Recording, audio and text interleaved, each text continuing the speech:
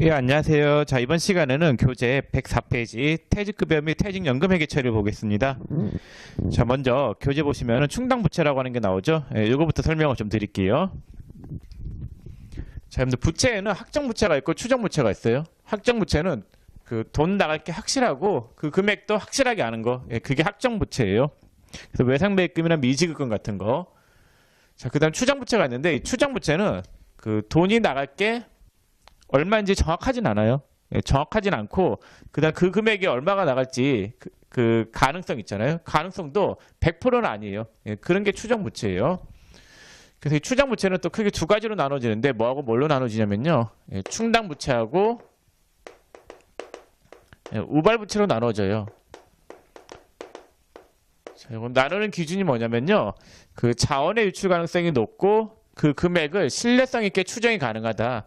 자원의 유출 가능성이 높고 그 금액을 신뢰성 있게 추정 가능할 때 우리가 계정 과목을 뭘로 쓰냐면요. 예, 충당부채라고 하는 계정 과목을 써요. 요거는 부채예요. 돈 나갈 가능성이 거의 확실하고 그다음 그 금액이 얼마인지 신뢰성 있게 측정 가능하면은 그 나갈 돈 있잖아요. 미래에 나갈 돈이지만은 그는 거의 나갈 확률이 거의 확실한 거죠. 확실하고 그 금액도 얼마인지 알 수 있으면은 미리 부채로 잡는 거예요. 예, 충당부채. 예, 그걸 충당부채라고 하고 얘는 부채예요. 재무상태표의 부채로 계상해요. 자, 그 외의 것들 자원의 유출 가능성이 그렇게 높지 않고 금액이 얼마인지도 모르는 거 있잖아요. 예, 그럴 경우에는 우발부채로 계상을 하는데 요거는 재무상태표의 부채로 계상되는 건 아니고 그 단지 주석 재무상태표의 주석이라고 하는 데가 있거든요. 예, 거기에 공시를 해요. 주석이라고 하는 거는 별지인데 재무상태표 그 본문 그러니까 재무상태표하고 손익계산서에 나타내지 않은 항목들 있잖아요. 그거를 글로 이렇게 써주는 거 참고하라고 써주는 게 주석이에요.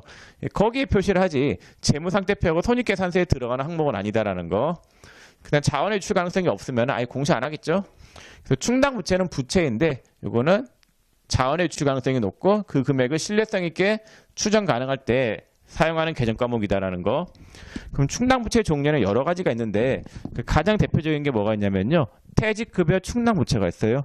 자, 퇴직급여 충당부채는 미래에 돈 나갈 가능성이 예, 매우 높죠. 퇴직금 안 주면 안 되잖아요. 그래서 자원의 유출 가능성이 매우 높고 퇴직금 얼마 줄지 그 금액은 신뢰성 있게 측정 가능하죠. 퇴사하기 직전 3개월치 평균급여로 해가지고 그 퇴직금 얼마 나갈지는 거의 확실하게 측정을 할 수 있단 말이에요.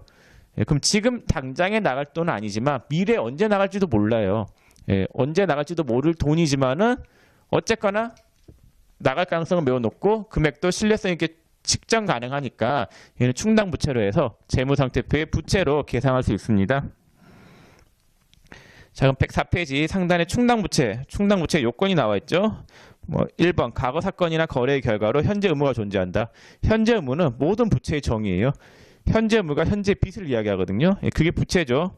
2번하고 3번 요건은 요 두 가지. 자원의 유출 가능성이 높고 금액을 신뢰성 있게 측정 가능한 거.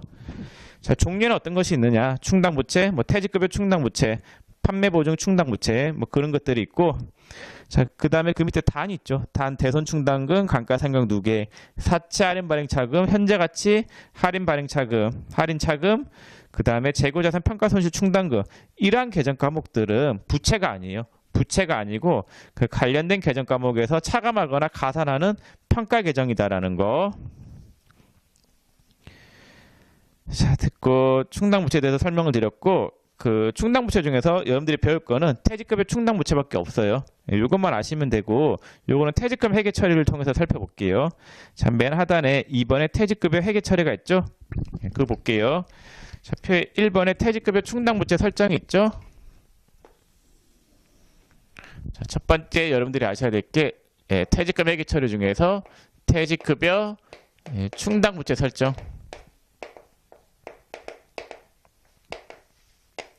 자, 이건 언제 하는 분계냐면요. 결산일 날에 하는 분계예요. 먼저 여러분들이 뭘 아셔야 되냐면요. 퇴직금 추계액이라고 하는 걸 아셔야 되세요. 퇴직금 추계액이라고 하는 거는 전 임직원이 퇴사할 경우에 지급해야 할 퇴직금 총액을 이야기해요. 자, 그 금액이 10,000원이었다라고 할게요. 자, 그럼 회계 처리가 어떻게 되느냐? 자, 먼저 퇴충 잔액이 0이다.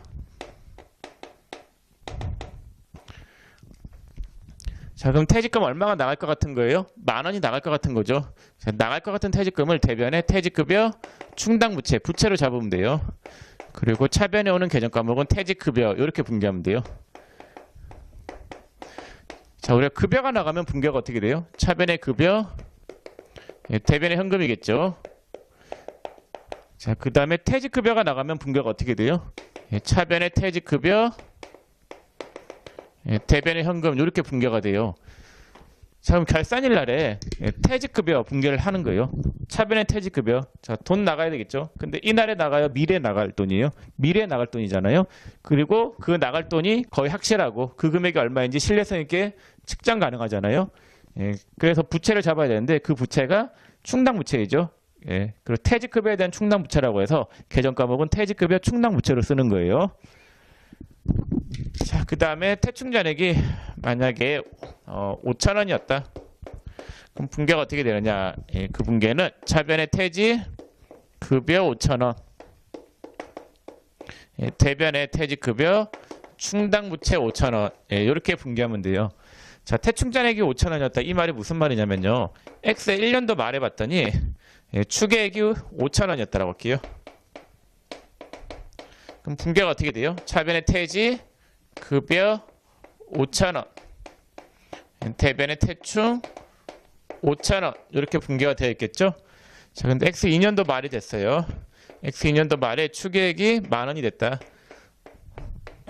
자, 그럼 퇴직금에 대한 분개가 얼마나치 되어 있었던 거예요? 추계액 5,000원일 때 5,000원치만큼 되어 있었죠. 근데 X 2년도 말이 됐더니 추계액이 10,000원이 된 거예요. 그러면은 추가로 얼마나치만 더 분개하면 돼요? 5,000원어치만큼은 이미 분개가 되어 있었으니까 추가로 5,000원어치만 더 분개하면 되겠죠?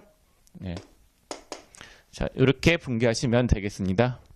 퇴충잔액이 있으면 퇴충잔액 뺀 금액에 대해서만 퇴직급여 분개를 해야 되는 거예요. 자, 요거는 그 앞에서 배웠던 대손 충당 분개하고 비슷하죠.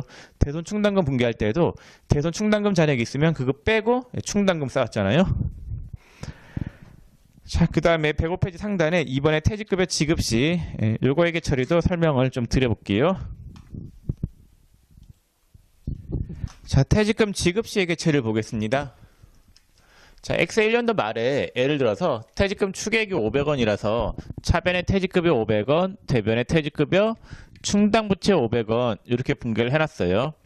자, 근데 X 2년 4월 1일 날에 퇴직금 300원을 현금 지급했다라고 할게요. 자, 퇴직금 지급한 거죠. 만약에 이 날에 퇴직금을 지급했으면 차변의 퇴직급여, 대변의 현금이었겠죠. 자, 근데 나중에 줄 거기 때문에 대변의 충당부채 잡아놨고 실제로 퇴직금 지급하면은 대변에 있는 퇴직급여, 충당부채를 차변에 빼고 대변의 현금 300원 이렇게 분개하시면 되겠죠. 퇴직금 지급했을 때. 자, 그 다음에 만약에 X 2년 4월 1일 날에 퇴직금을 700원 지급했었다라고 해볼게요. 퇴직금 700원을 현금 지급했다라고 하면은 자, 대변의 현금이 얼마가 나가겠어요? 700원이 나가겠죠? 그럼 대변에 있는 퇴충, 자, 퇴충이 얼마가 빠져야 되겠어요? 그러니까 빚이라고 생각하고 빚 갚았다라고 생각하세요. 그럼 대변에 있는 퇴충 500을 다 빼야 되겠죠? 차변의 퇴충 500. 자, 그러면은 대변의 퇴직금의 충당부채 잔액이 500원이 있었을 때 퇴직금으로 700원 현금 지급했다라고 하면은 빚이 500원이라고 잡혀 있었으니까 500원을 떨었죠. 근데 예상치 못하게 얼마가 더 나갔어요? 200원 더 나갔죠. 그럼 원칙으로 돌아가서 원래 퇴직급여가 나가면 퇴직급여예요. 비용이잖아요. 차변에 퇴직급여 200원 이렇게 분개하면 돼요. 퇴직금 나가면 차변에 퇴직급여, 대변에 현금이잖아요. 옛날에는 미리 비용 잡았고 대변에 부채 잡아놨던 거잖아요. 현금 나갔으면 현금인데 나갈 것 같기 때문에 대변에 퇴직급여 충당부채 잡아놨다가 실제로 퇴직금 지급하면은 얘 빼고 돈 나가는 분개하면 되잖아요. 근데 예상치 못하게 더 나가는 200원은 차변에 퇴직급여 200 이렇게 분개하시면 되겠습니다. 자, 그 다음에 105페이지 가운데 3번에 퇴직연금 볼게요.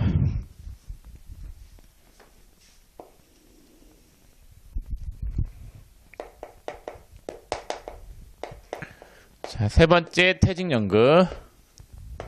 자, 퇴직연금은 크게 두 가지가 있어요. 학정급여형 퇴직연금이 있고 그 다음 뭐가 있냐면요. 학정 기여형 퇴직연금이 있어요. 자, 먼저 학정 급여형부터 설명을 좀 드려볼게요. 갑 법인이 있다라고 할게요. 자, 갑 법인이 있는데 갑 법인에서 일하고 있는 근로자가 홍길동이다라고 할게요. 자, 그러면 홍길동한테 퇴직금을 나중에 줘야 될 거 아니에요, 갑 법인은. 근데 이 회사가 망하잖아요. 갑 법인이 망하면은 홍길동이가 퇴직금을 못 받고, 네, 뭐 그럴 수도 있잖아요. 퇴직금을 못 받는 경우도 있단 말이에요. 예, 그런 걸 방지하기 위해서 이렇게 회사가 영업 활동을 할 때 직원이 있다라고 하면은 직원의 퇴직금 상당액을 외부 기관에 예치를 해요. 그래서 뭐 교보생명이나 뭐 삼성생명 보험회사에 보통 많이 하죠. 예, 그래서 그 퇴직금 상당액을 외부 기관에 예치를 해요. 그 금액이 10,000원이었다.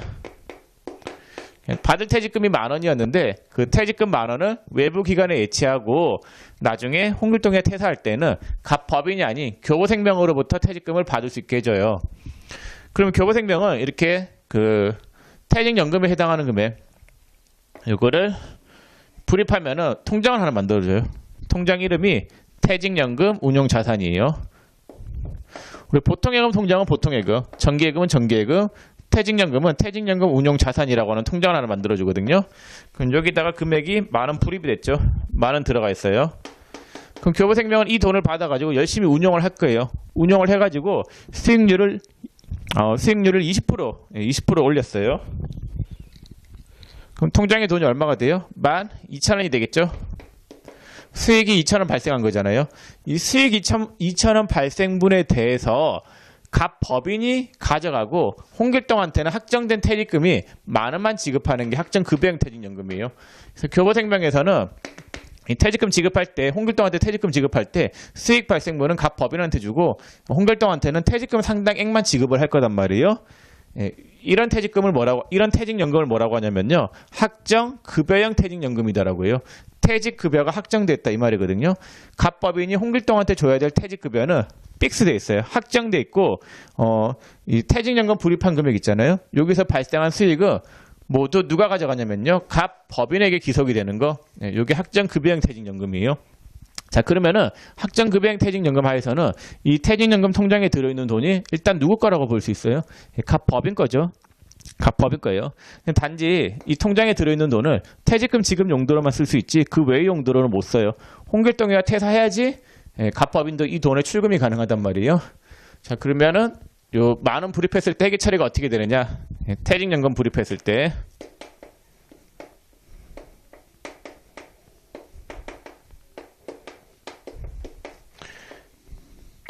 자, 현금으로 불입했다라고 할게요. 현금 10,000원이 나가겠죠? 차변에 오는 계정 과목은 뭐냐면요. 자, 퇴직연금 운용자산이라고 하는 통장에 돈 들어간 거죠. 그래서 차변에 퇴직연금 운용자산 이렇게 분개하시면 되겠습니다. 통장 이름이 퇴직연금 운용자산이잖아요. 자, 그 다음에 운영수익이 발생하잖아요. 운영수익이 발생했을 때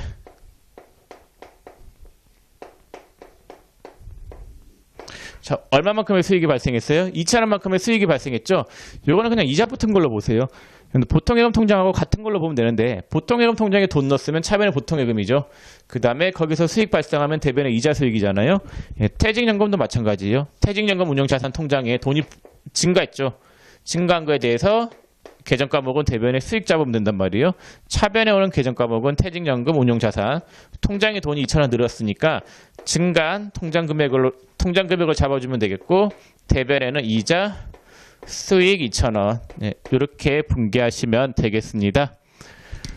그래서 퇴직연금 불입했을 때에는 차변의 퇴직연금 운용자산이고 운영 수익이 발생했을 때는 통장에 돈이 증가했기 때문에 차변의 퇴직연금 운용자산 늘려주고 대변에는 이자 수익. 자, 그 다음 학장 기여형 퇴직연금 볼게요.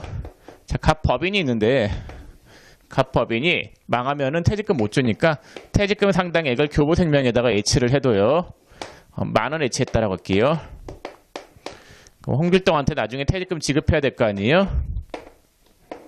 자, 근데 교보생명에서 이렇게 통장을 하나 만들어줘요. 퇴직연금 운용자산 10,000원. 자, 근데 열심히 운영해가지고 수익률이 20%가 발생해서 12,000원이 됐어요. 자, 그럴 경우에 퇴직금을 홍길동이가 12,000원을 가져가는 거. 이게 학전 기여형 퇴직연금이에요. 학전 기여형 퇴직연금은 그 수익 발생분에 대해서 이 근로자가 가져가는 거. 여기 학전 기여형이에요. 그럼 만원 불입했죠? 불입한 거에 대한 해결처를 어떻게 해야 되느냐. 자, 이 통장의 주인은 홍길동 거단 말이에요. 왜냐면 홍길동의 통장이라고 볼 수 있죠. 모든 수익 발생분에 대한 거를 홍길동이 가져가니까 만약에 여기서 적자가 발생한다. 손실 발생했다 하더라도 홍길동이는 그 책임을 홍길동이가 지는 거잖아요. 자, 그럼 불입한 금액이 얼마냐면요. 10,000원이죠. 그럼 대변의 현금 10,000원이 나갔죠. 자, 갑법인은 바로 홍길동의 퇴직금을 교보생명 통장에다가 쌓아준 거단 말이에요. 퇴직금을 바로 지급한 거기 때문에 차변에 오는 계정 과목은 뭐가 되냐면요. 퇴직급여가 된다라는 거. 차변의 퇴직급여 10,000원, 대변의 현금 10,000원. 이렇게 분개하시면 되겠습니다. 자, 다음 페이지 106페이지 가보면 필수 분개 연습 있죠. 여러분들 이거 한번 풀어보세요.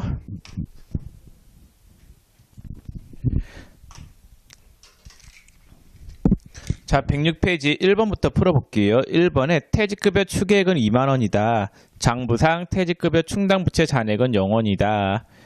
퇴직급여 충당금은 퇴직급여 추계액의 100%를 설정한다라고 돼 있죠. 그럼 충당부채 잔액이 0이니까 그 결산일 날에 퇴직급여 분개를 20,000원을 차면 되겠죠. 차변의 퇴직급여 20,000원, 대변의 퇴충 20,000원. 자, 2번은 지금 문제에서 충당금 잔액은 12,000원 있다죠. 추가로 얼마나 치면 더 분개하면 돼요? 8,000원이죠. 네. 자, 3번 공장직원 홍길동이 퇴사하여 퇴직금 3,500원을 현금 지급하였다. 대변에 현금 3,500원 나가죠. 그 다음에 퇴충 잔액이 1,500원 있으니까 1,500원 떨고 그 나머지 금액을 퇴직급여 비용 처리하면 되죠. 자, 4번은 충당부채 잔액이 하나도 없어요. 그럼 차변에 다 퇴직급여죠. 비용 처리 해놓은 게 없으니까 다 퇴직급여 비용 처리하고 세금 떼고 나가는 건 예수금, 현금. 5번 학전 기여형 퇴직연금 부담금 30,000원을 은행에 현금 납부하였다. 단 납부한 금액 중 2,000원은 운영 수수료에 해당한다. 학전 기여형은 계정 과목이 뭐예요? 퇴직급여죠. 그 다음에 수수료 낸 거는 수수료 비용. 대변의 현금 30,000원. 6번 학전급여형 퇴직연금 연금 부담금 30,000원을 은행에 현금 납부하였다. 학전급여형은 계정 과목이 뭐라고 했어요? 퇴직연금 운용자산. 대변의 현금 30,000원. 이렇게 분개하시면 되겠습니다. 자, 다음 페이지 기타 비유동자산이 있는데 장기차입금, 장기차입금이에요. 임대보증금.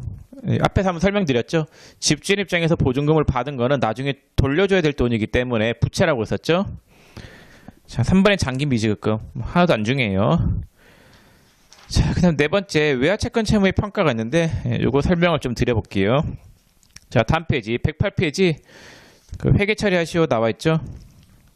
자, 1번에 일자별로 환율이 다음과 같을 때 물음에 답하시오 되어 있는데, 자, 이 문제 풀면서 설명을 좀 드려볼게요.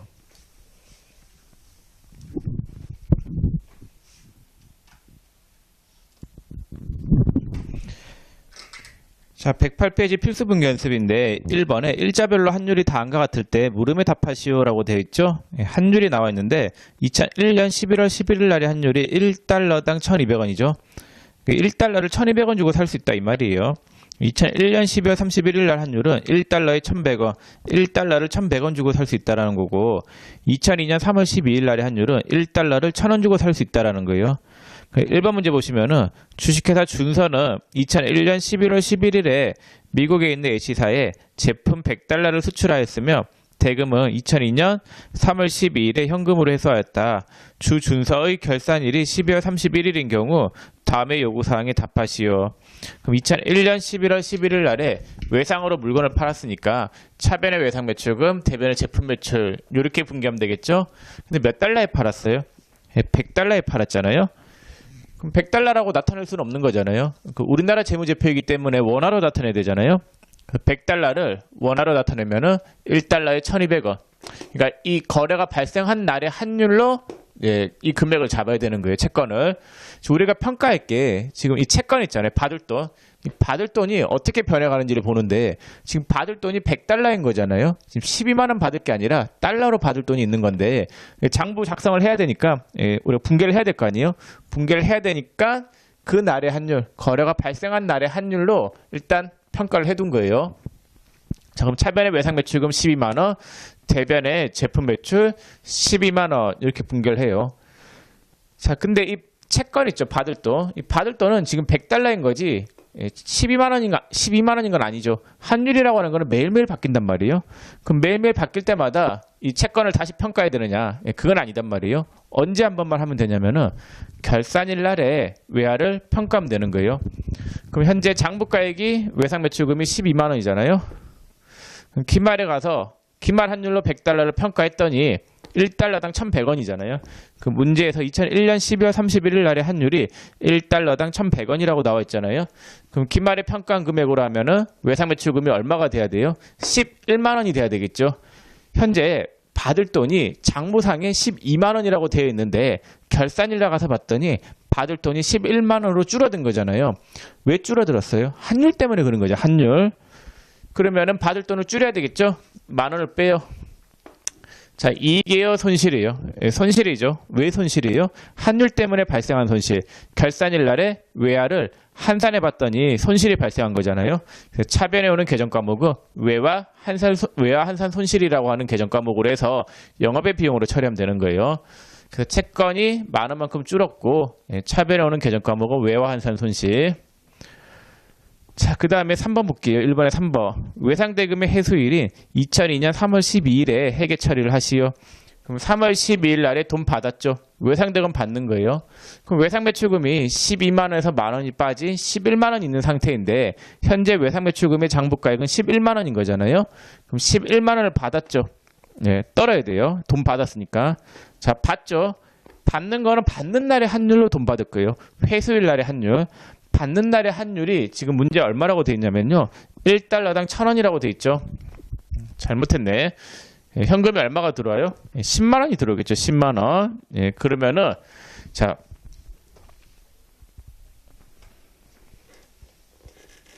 외상대가 11만 원인데 받은 돈은 10만 원밖에 못 받았잖아요. 만 원 적게 받았죠. 이익이에요, 손실이에요? 손실이죠. 그때 사용하는 계정 과목이 외환차손이에요. 외환차손이라고 하는 계정 과목은 외화거래가 종결될 때 환율 때문에 손실이 발생한 거, 그걸 외환차손이다라고요. 지금 외상매출금, 즉 채권 있잖아요. 채권이 받을 돈이 환율 외화로 되어 있기 때문에 그 돈을 받을 때 원화로 받을까? 그 환전을 해가지고 돈을 받아요. 100달러를 받았죠. 100달러를 받아가지고 원화로 환전을 했더니 차액이 발생하는 거는 왜 차액이 발생해요? 환율 때문에 차액이 발생하는 거잖아요. 외화거래가 종료될 때 환율 때문에 받을 돈이 뭐 적게 들어와가지고 손실 발생하는 거, 그때 사용하는 계정 과목이 외환차손이에요. 자, 그래서 여러분들 계정 과목이 외화 환산 손실하고 외환차손을 헷갈리면 안 되는데 외화 환산 손실은 결산일 날에 그 외화를 환산하면서 나오는 손실이고 외환차손은 외화거래가 종결돼야 돼요. 외화거래가 종결될 때 나오는 손실이다라는 거. 자, 그 다음에 밑에 2번 볼게요. 가운데 2번. 자, 주 준서는 2001년 11월 11일에 미국에 있는 S은행에서 100달러를 현금으로 차입하였으며 대금은 2002년 3월 12일에 현금으로 상환하였다. 주 준서의 결산일이 12월 31일인 경우 다음의 요구사항에 답하시오. 자, 그럼 거래 발생일은 2001년 11월 11일 날에 회계 처리를 하라고 돼 있죠. 그럼 돈 빌린 거니까 차변의 현금, 대변의 단기 차입금이 오겠죠. 빌린 돈은 외화이기 때문에 빌린 날의 환율, 빌린 날의 환율로 일단 차입금을 잡아놔야 돼요. 그럼 대변의 단기 차입금이 얼마가 오겠어요? 12만 원이 오겠죠. 빌린 날의 환율이 1달러당 1,200원이니까 12만 원. 자, 그럼 결산일이 돼요. 결산일 날에 현재 단기 차입금이 12만 원인데 기말에 평가를 해봤더니 100달러가 1달러당 1,100원인 거잖아요. 11만 원으로 줄어들었어요. 12만 원이던 차입금이 11만 원으로 줄어들었으니까 차입금을 어떻게 해야 되겠어요? 없애야 되겠죠. 없애고 빚이 줄었기 때문에 이익 난 거예요? 손해 본 거예요? 이익 난 거죠. 그때 사용하는 계정 과목이 기말에 외화를 환산하면서 나오는 이익이다라고 해서 외화 환산 이익이라고 하는 계정 과목을 쓰고, 자, 그 다음에 요구사항 3번에 보면은 X2년 3월 12일 날에 돈 갚았죠. 빚 갚았기 때문에 남아있는 빚을 떨어요. 현재 장부상 남아있는 빚은 12만 원에서 만 원을 뺀 11만 원이잖아요. 그럼 단기 차입금 떨고, 자, 대변 돈 주죠. 주는 돈은 주는 날의 환율로 돈 줬을 거예요. 주는 날의 환율이 얼마였어요? 1달러당 1,200원이었어요. 아니다. 1,000원이다. 이것도 잘못됐네. 예, 주는 날의 환율 3월 10일 날의 환율이 1달러당 1,000원이니까 10만 원을 준 거죠. 그럼 빚은 11만 원인 줄 알았는데 갚을 때는 10만 원만 갚았기 때문에 얼마만큼을 덜 갚아도 됐던 거예요. 만 원만큼 덜 갚았잖아요. 예, 이거는 계정 과목이 뭐가 되냐면요. 외환 차익이에요. 환율 때문에 이익이 발생한 거잖아요. 예, 환율 때문에 외화 거래가 종결될 때 이익이 발생한 거, 예, 그때 사용하는 계정 과목이 외환 차익이 되겠습니다. 자, 기본적인 분계 흐름은 이렇고, 이 결산 분계로 외화 환산하는 거, 예, 요거 관련된 문제가 시험에 결산 분계로 나오고, 그 다음에 이거 회수일 날 외화 거래가 종결될 때 분계했죠. 채권 채무가 회수되거나 그 결제될 때, 예, 거기에 해당하는 문제가 시험에 잘 나오는데 그 문제가 2번하고 3번 문제거든요. 자, 요것 좀 풀어볼게요.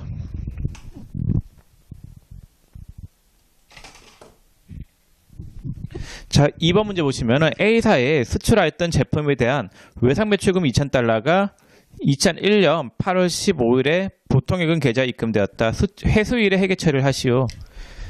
자, 근데 외화 거래가 나올 때 특별하게 생각하지 마시고 일단 일반적인 분계를 해봐요. 지금 외상대금 받는 분계죠. 외상 매출금이 보통예금 통장에 입금된 거잖아요. 그럼 분계를 일단 대변에 외상 매출금 떨고 차변에 보통예금 이 분계 일단 해놓으세요. 그럼 분계가 좀 쉬워져요. 자, 외상대금 받는 분계인데 현재 외상 매출금이 얼마라고 돼 있어요? 문제 2,000달러라고 돼 있죠. 그거 받은 거예요. 외상 매출금 2,000달러 받은 거니까 대변에 외상 매출금 2,000달러 떨고 차변에 보통예금 2,000달러 이렇게 분계하면 돼요. 자, 근데 현재 외상 매출금이 원화로 얼마로 돼 있어요? 장부상에. 장부상에는 2001년 8월 5일 날의 환율로 돼 있겠죠. 8월 5일 날의 환율이 1달러당 얼마라고 돼 있어요? 1,500원이라고 되어 있으니까 현재 외상 매출금은 차변에 얼마라고 되어 있었냐면요. 2,000달러 곱하기 1달러당 얼마가 되어 있냐면요. 1,500원. 그래서 외상 매출금은 얼마냐면요. 300만 원이었던 거예요. 그 차변에 계산되어 있는 외상 매출금이 300만 원이니까 대변에 외상 매출금을 얼마를 떨면 되냐면요. 300만 원을 떨어요. 그러니까 대변에 제거시켜야 될 외상 매출금 있잖아요. 요거는 현재 장부상 금액, 장부상 채권 금액을 없애면 돼요. 현재 장부상 외상 매출금이 가장 최근에 환율로 평가된 금액으로 되어 있을 거 아니에요. 가장 최근에 환율이 1달러당 1,500원이니까 외상 매출금은 300만 원이었을 거예요. 그럼 대변에 외상 매출금 300만 원 이렇게 빼죠.